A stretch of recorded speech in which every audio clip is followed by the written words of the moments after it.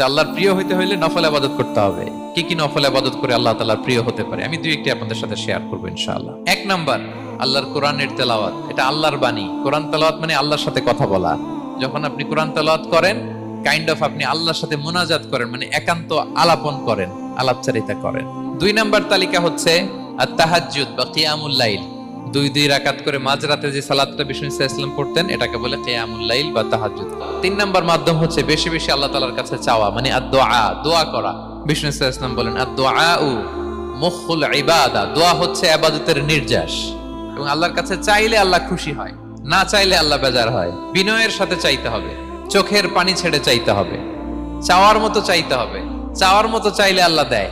আল্লাহ তাআলা আমাদের সবাইকে তার প্রিয় ভাজন বান্দাদের তালিকায় অন্তর্ভুক্ত করে নেক। আমরা সবাই পড়ি আমিন।